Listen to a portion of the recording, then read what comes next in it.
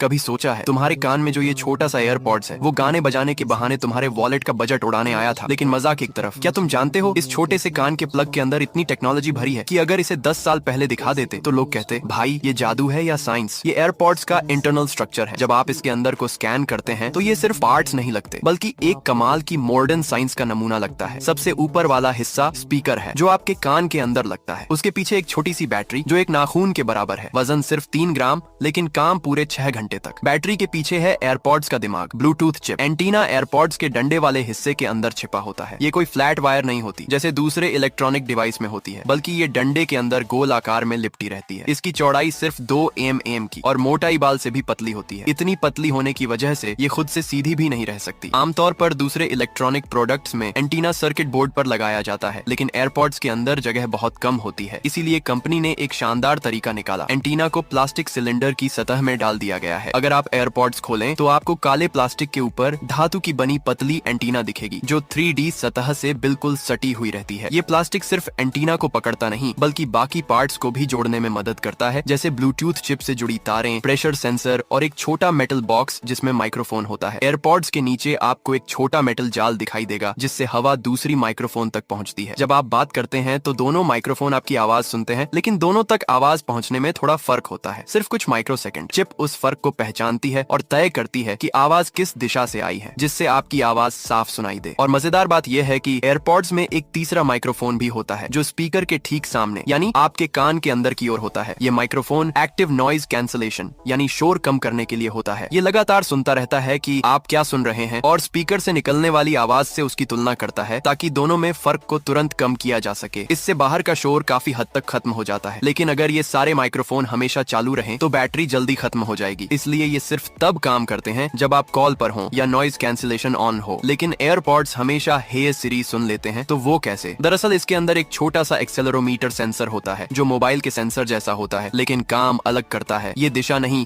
बल्कि विब्रेशन महसूस करता है। जब आप बोलते हैं तो आपकी आवाज गले की हड्डियों में हल्की कंपन पैदा करती है। वही सेंसर उन कंपन को पहचान कर कम पावर वाले सिग्नल से माइक्रोफोन को ऑन करता है और हे सिरी एक्टिवेट हो जाता है। एयरपॉड्स की पहचान वाले काले जाल सिर्फ डिजाइन नहीं है बल्कि ये साउंड क्वालिटी सुधारने का अहम हिस्सा है। कान के अंदर आवाजें टकराकर कई बार मिलती जुलती हैं, जिससे कुछ फ्रीक्वेंसी बढ़ जाती है और कुछ दब जाती है। हर व्यक्ति के कान का आकार अलग होता है, इसलिए गूंज भी अलग अलग होती है। इसे कंट्रोल करने के लिए कंपनी ने स्पीकर में खास हवा के वेंट और जालीदार ग्रिल्स लगाए हैं। इससे हवा आसानी से अंदर बाहर जा सके। बड़ी जाली से ऊंची आवाजें आसानी से निकलती हैं और छोटी जाली से गहरी बास निकलती है। नतीजा साफ, संतुलित और प्राकृतिक आवाज। तो क्या आप इसे घर पर बना सकते हैं?